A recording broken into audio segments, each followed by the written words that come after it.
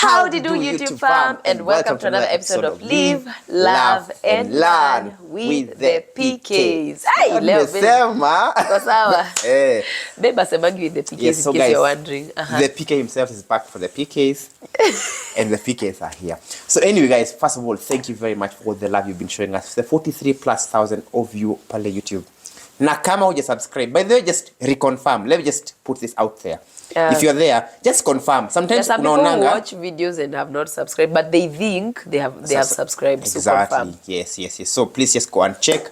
And to that end, I'll not talk a lot because unasikia sauti zetu kidogo ziko a bit hoarse. We are not in the best of our state, but we are making life continue because we cannot sit and say, niko na homa.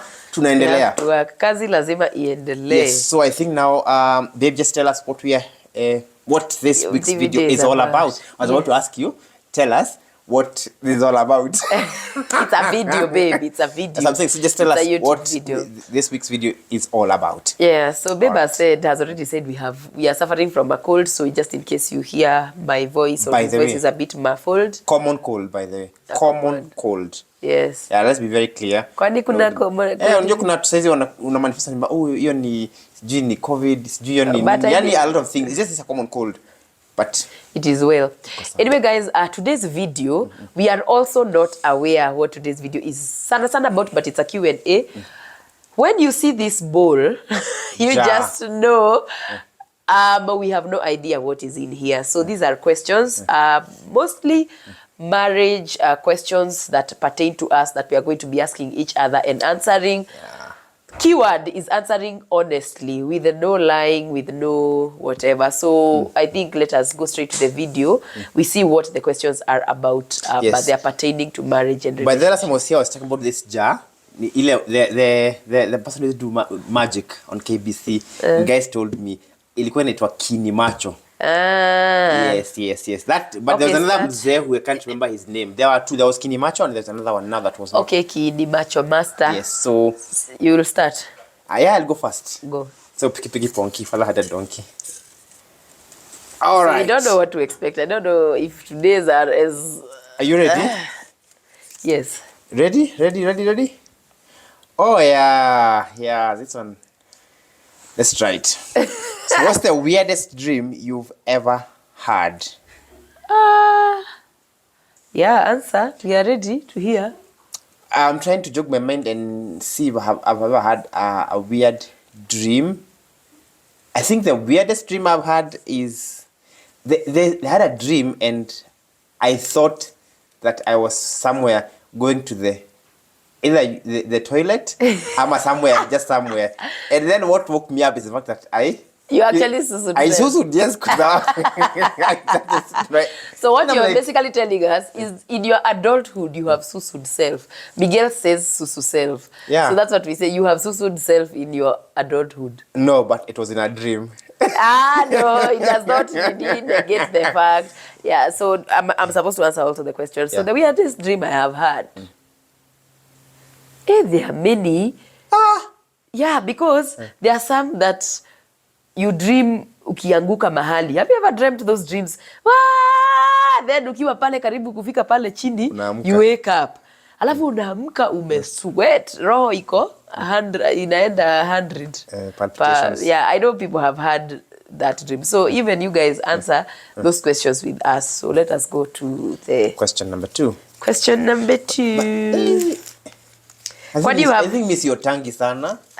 You just forget. You know, it's because I've seen the question, I'm trying to answer it in my mind. You know, they say if you cannot remember a dream, it was not it didn't have a purpose. But if you can remember it, you might actually want to find out why you dreamt that. Okay. But their dreams have meanings. You know that? Me don't dream a lot, by the way. Dreams have meanings. By the way, I can't remember the last time I dreamt.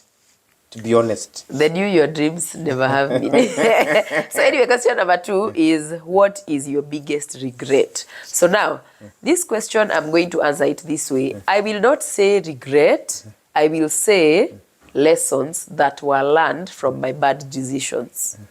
The bad decisions, you know, there are things that you wish you never did them. But what came out of that was a learning, like a lesson that was learned. So I don't have regrets. I just have lessons that I have learned from my bad decisions. That's the best way I can answer. And I have made quite a number of bad decisions, horrible decisions. I think all of us have made bad decisions once, from time to time. And it could range from everything. Like for me, something I look behind and I think if I had not played too much when I was in high school and primary school, I probably would have been at a better position in my life than I am right now. But you know you're supposed to be where you're supposed to be. You are where you're supposed to. And what and about? That's what I'm saying. You see, that is God ordained. Where you are is God ordained. So maybe even if I had gone through all that kind of education and go to the maybe place I wanted to go and study, You would and still like, have I would ended still up be here. here with Milka, creating content. So on I think the YouTube. bottom line is, so we make decisions, bad decisions. For me, I think is what I look back and I think if given a chance, I can go back and redo again. Yeah. I think it's cool. Okay. So another thing that I have thought about when we are talking about this is because I am a risk taker. You know, as risk takers, we just jump into things. We just jump. Maybe in business, there are some decisions that I've made in business that I probably would, if I was, if I would have taken some time, I would have made better decisions. Yeah, but again, we live and we learn. Okay, we continue. We soldier on. Okay, so it's twist one. So next question is, what's your favorite season of the year? Me, I know. Can I answer? Ava, you'll go first. You can answer because you seem to have it top of my head. Christmas. Like, I just love the vibe of Christmas, don't you just? It's just it's a Kenyan thing. If it's not even Kenyan, even all over the world. Let us know if you are in the diaspora, if Christmas is a thing for you. But I know like in the US, they would debate between Christmas, Thanksgiving, and probably Independence, 4th of July. But mostly, I think Christmas is just worldwide celebrated. When they start playing the songs, it's just... But I'm saying why I think it's a Kenyan thing because there's a way we as Kenyans celebrate. Yeah. Like, if you are now our age or slightly younger, if you don't go to the village over Christmas, then something is missing. Yes. You cannot just sit through the days. Zipita tu hivyo. And if a mbuzi is not slaughtered, especially for us who grew up, we didn't have like everything, everything handed over to on a silver platter. So some of these things we used to see them over Christmas. Yeah. Bachapos, sodas, is you used to know Christmas. Nguo ya Christmas, No, you okay, that's what I'm saying. It's Kenyan because if you or at our age we grew up, there must be chapati, there must be either soda, mbuzi or chicken, and there will be soda. Soda, and also we used to cut the tree, butaragwa. Yeah, cedar tree, and then decorate it with like the ribbons, let me and then tell balloons. You, we used to take those moments for granted, but now all you want is to go back. Oh, I want to go back to my mother. But I think what you can carry from that, is the love that was there. It's not about even what you, because those small things, togetherness. Those trees, nowadays you buy them. We are buying trees from Skiware for 10,000 shillings and the like. Yeah. But now, back then, we used to and then now everyone would create it. Your cousins from Nairobi. Your aunties. From Nairobi. They come with sliced bread. And biscuits. Anyway, for me, I'll say Christmas. You have thought of another season? No, I think that has to be the one that carries. Yeah. Kwanza unajua inafanga tu November unasikia even on radio stations mpaka classified zimechange. It's just Christmas tunes. The jingles, like when you're passing through everywhere. Christmas in Kenya. Yeah. So the other question for me is, what is your biggest fear? I have an array of fears. Fears hazikosangi. Me, I only have one, and I've said it before, that my biggest fear, I think, in life is the life after, like death. Like, that's my biggest fear. Death for who? Death for you? Death for me? You see, death for your loved ones? No. Like, just death in general. Death for me as a person, because, you affect not only yourself, but you affect other people. Oh. And so you fear for how that person or those people will deal with that. So it's not... That's the one thing I have never sat, and I don't think I have the courage to sit down and think through it. Yeah, nobody likes to think about death. For me also is failure. I fear failure. Oh my goodness. That's why I am always putting my best foot forward to do the best that I can with the time that I have, with what is in my hands. Because, failure. And also poverty, pia, I fear poverty. You don't That's fear why you work poverty? hard. No, for me, as long as I'm alive and I'm healthy, I'm able to work and do what I have to do. So for me, that has to be the biggest. The others that are subsidiaries, that they'll come as, they'll come as fillers in this one. But for me, that's the apex. Then you have others that are here. Yeah, like saying, yes, I failing. think You don't want so many. to be at a place where you don't have, you cannot be able to do X, Y, Z. You cannot be able to, buy yourself a banana or an orange or something. That's poverty. Exactly. So you're afraid of poverty. Yeah, that's something. So long as I'm alive and I'm well, I will do what I have to do to make the shilling. Yeah. Okay. Yeah. So the next one, quickly. Your turn. Actually, I'd forgotten. I was into that thing of fear. So, what's the wildest thing you have ever done? The wildest thing for me, I think that I'm not a junkie of adrenaline. I'm not that kind of thing. So, and even in anything else, I think the wildest thing I've done was when I jumped into the ocean during our honeymoon. During our honeymoon, yes. Your honeymoon during Maninaf? Honeymoon. That's the first thing I did something. That was not the by the wild, what does it mean? That's scary. Wildest is wild. Like me, I'm thinking wild. in the it's lights out of your comfort. What you normally do. Like it's something When did you jump in the ocean? During our honeymoon, we jumped. Yes. I even have those photos of under the sea. Did you know how to swim? You did. Then I did not know how to swim. And then you were. But I jumped.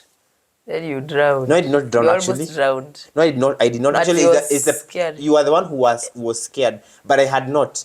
The only thing I did, I gulped in some water.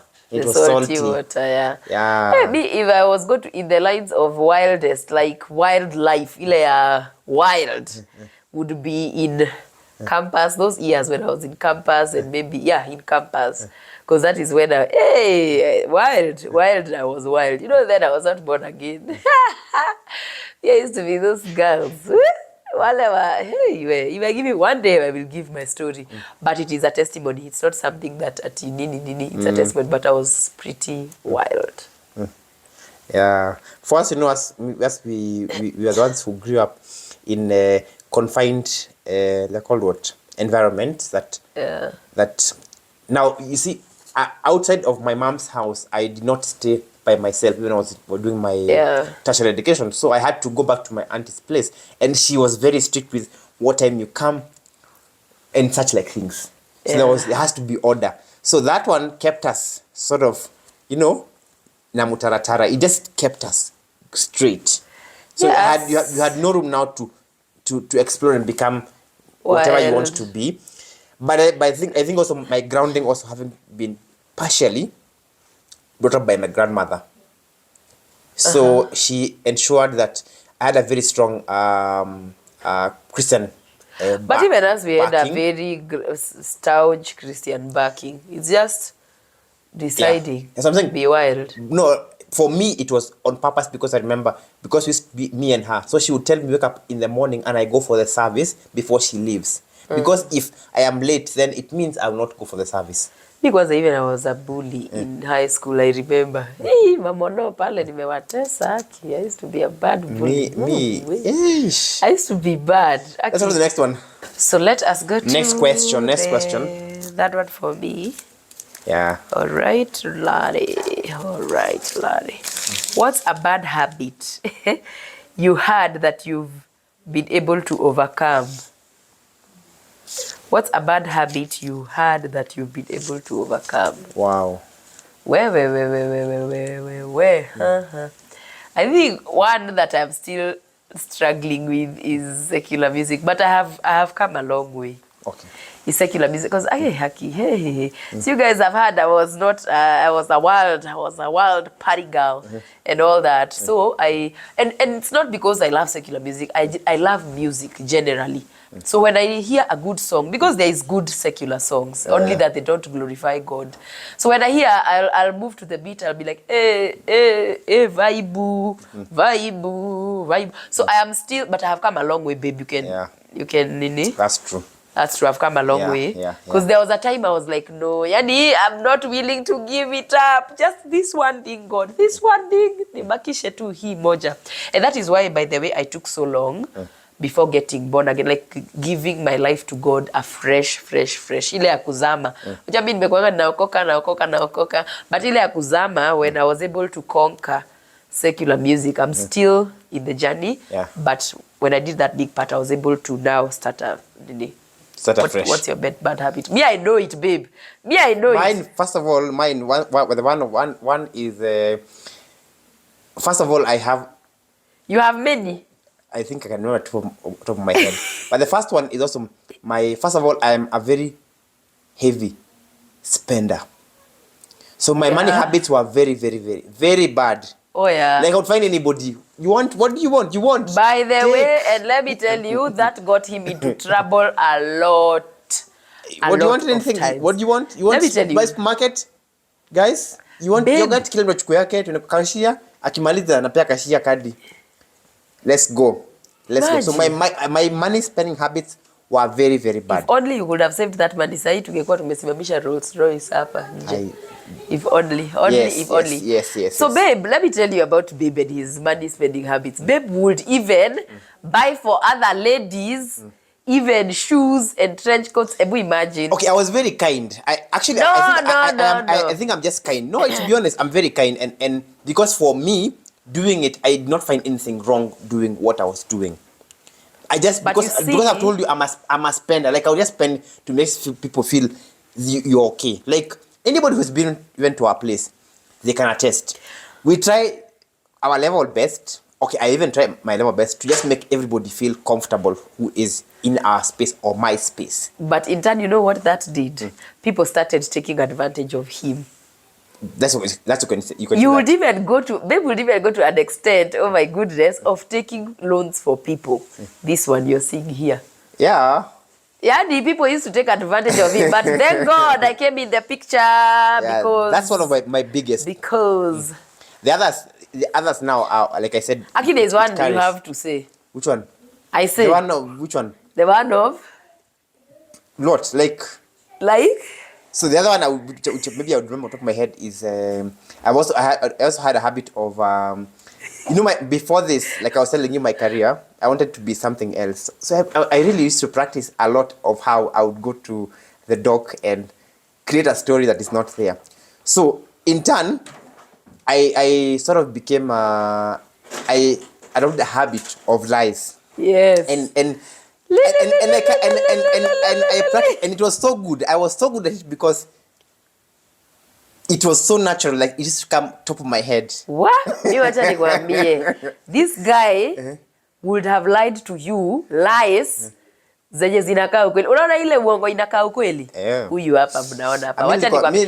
That was another source of conflict as well in our marriage, because he came and practiced that with me. As the number one. Not practice, it continued. It continued, and it was so bad. And me, let me tell you, one of my pet peeves is lies. Like I cannot stand someone who is lying to me. So you can imagine the drama that was in that house. Anyway, that's a story. It's a wide topic for another day. Yeah, it's a big But we thank God that we are making headways. We are far from there. We are way too gone from that. Spending money also has become it has its own restrictions. So those of you who don't get to enjoy that anymore, now you know. Anyway, right, let's go to the one who sorry, it's you. It's you. It's you. It's me asking. Yeah. Okay, next question quickly is, what's your dream road trip destination? Road trip. I think for me, I don't think I have a road trip destination per se. Because I'm a random person. Like if it happens, let's just do it. I will not tell you that I wish I drive along the Wajir border to Ethiopia. No, I don't have that. The guys who I know I used to work with, walikuwa napanga, like in November we are driving from Kenya down to South Africa. For me, I don't have that. For me, if you come, tukipatana kwa barabara, let's just do it. I'm just spontaneous. I think for me also I'll say the same. Like a road trip that is spontaneous. Ile mko na mabesti. Twende. Hizo ndio zinabamba. Let's Those are the go. fun ones. You know, mnaingia kwa gari. And go. Mnajulia mafuta ni nani ataeka huko mbele. Like that's, you know, the best kind of road trip. But also the one we made to Mara, it was pretty nice as well. Or we went for the vacation in Masai Mara. Yeah, but I don't think it's a dream sort of, because you remember even we were not looking forward to it until we went and experienced that. But it was never a dream that we want to drive to Masai Mara. So I think we would say both of us is random trips with friends. It comes spontaneous. Papa, go. Yeah, let's go. We are very spontaneous people. Imagine both of us. You can imagine. All right, there. I think it's the second last for me. What's the weirdest dream you have had? I think we've answered that. We did that question. Yeah, we've answered that. So quickly on to the next one. It says, if you could change one thing about yourself, what would it be? Okay, it's actually, I don't know why also I feel like that question we tackled in a different way. But if I could change one thing... No, it's a different question. I know the one you're likening it to.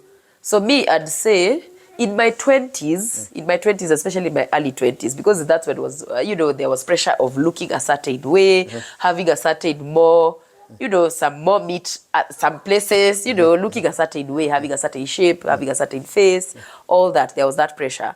It was there in the early 20s. But now, in my 30s, and even in my late 20s, me, I'm okay with me however I am. Alafu nishaolewa, niko na watoto sasa. Mtoto. Utachange. What will you change? Like for me, I feel like I'm comfortable in my skin. Of course, there's some people, especially for ladies, we have that tabia. Hebu comment down below. Unaangalia mtu uko like wow, akona body poa. They have such a nice body. I think that's something that all of us ladies have. And I think even for men sometimes. Men, we don't have those things of I want this, I want the other. We don't really have that. Oh yeah, so you guys are more comfortable in your skin. We don't have pressure of whatever it is. You'll never, rarely, I have seen it happen, which is good, it's not bad, but it's never a thing that you find that, oh, I even have a skin routine. What no, that's just taking care of yourself. That's not I'm not saying it's not bad, but I'm just saying we rarely do those things because we have not, I don't have a problem with me even going to the sun. But now you see, babe ananiuliza nikienda kwa jua ananiuliza umepaka sunscreen. So I'm like, okay. Now it has become a thing. But before, unaenda tu. So I you just shower, jump into your bedroom, uvae nguo, ukitoka unachukua karimis, unapaka hapa, ukiendanga. Ukiendanga. So I think for ladies, it's not like I want to look like a person, but you will appreciate someone who looks good. Yes, you're like, hey, they have a nice body, they are well dressed, they are, especially for me, I'm a very appreciative person, but not to mean that I want to look like that person. Okay. And also we take a lot of care of ourselves so that we cannot look a certain way. All right. I think one more question left, yeah? I think two more. All right, and then the other one will be, what are 3 items on your bucket list? Items is broad. Like items on my bucket list. Yeah, something you would want like to do. To do. Me is have like, I want to stop at 7 businesses. I want to be a serial entrepreneur. That is my goal. I think now when you break those knees, like there are things I want to do, and all of them are in the, you know, in that, and also maybe support the less fortunate one day, maybe have a foundation. Compassionate. Yeah. Support, nimesema? Support the less fortunate. It's the less fortunate. Which is okay, it's called compassion. Yes. So at least maybe have a foundation where it is, you know, there's 0 charges to be there. Of course, yeah. I think all the other things in the list are entrepreneurial based. So I think I'll leave it for me. Now, for me is, I think it's travel. I in the bucket list, I want to travel internationally, not locally, internationally. And that's also benevolence. What's benevolence? Benevolence is the same thing as compassion. But now benevolence is where I can go to a particular community and I feel I'm able to do X, Y, Z, and I can do it without the need of I don't even need to say. I'll just go and find that these people, they need a house. Yeah. And I have a couple of millions lying in the bank, and I'll just decide, let's get them a roof, a house.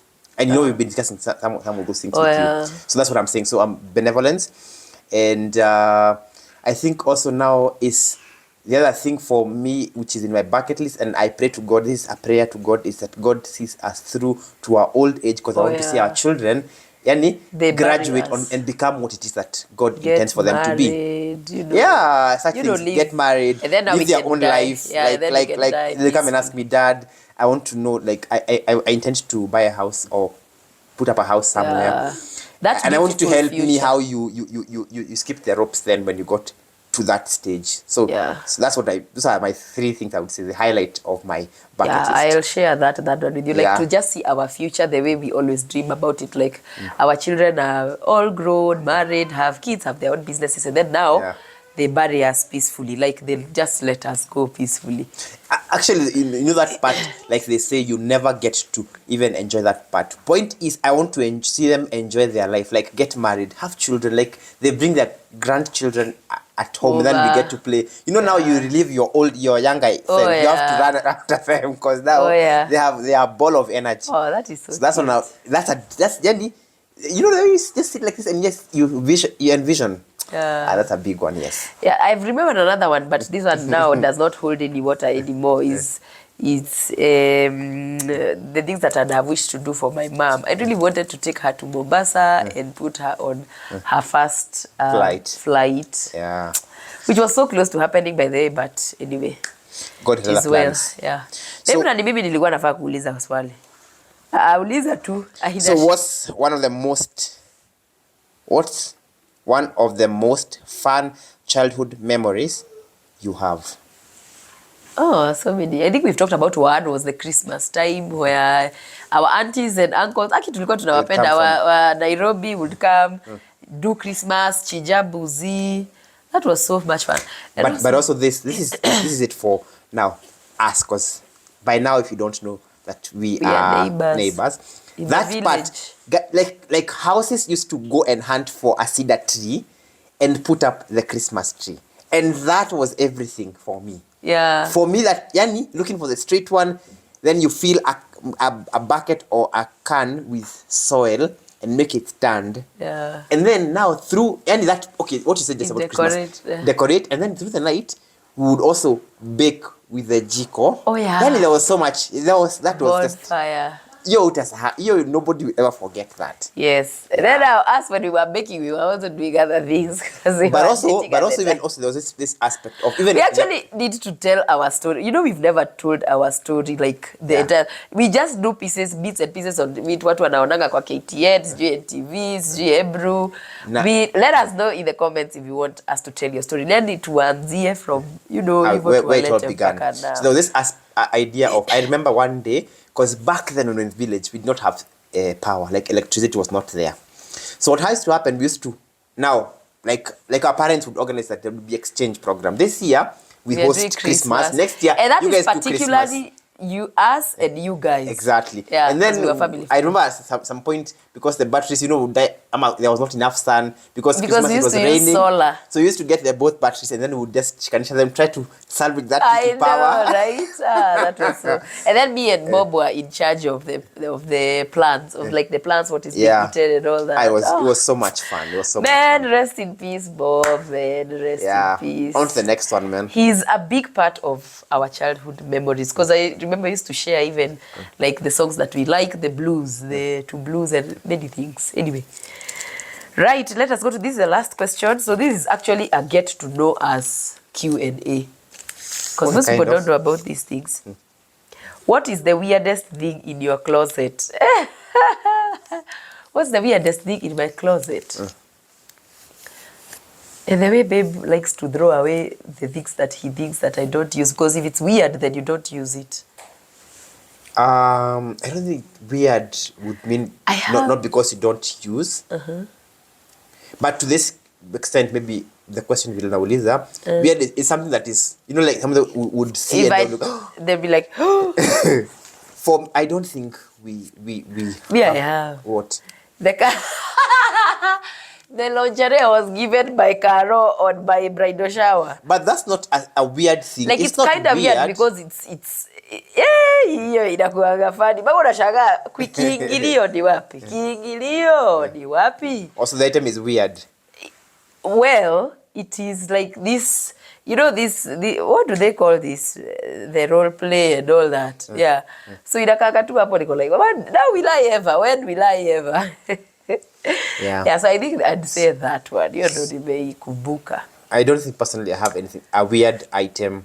Yeah. I don't have a weird item. Maybe you'll remember once we... No, but I don't think have... what I have is just the normal general thing. Yeah. In a weird thing. Anyway, that's it. That was that. I think you have gotten to know us much, much better. There are some things you never knew about us, and you're going to continue to know about us. Let us know if you want more of these Q&As, random ones that it's not us who have planned. Yes. This is someone who has written these questions. Get to know us, get to know about our marriage, our views on relationship and family and all that. Let us know. So, yes, babe. I think that's it. So from Let here, them know I think to like the video. Guys, like the video, comment, share. And again, I'm here to say, if you've not subscribed, guys, please subscribe. The channel is called the Peekays, and we are on YouTube, and we give you a video every single week on Fridays. Yes, if all factors are held constant. Yes, and also a huge shout out to our Premier Gang.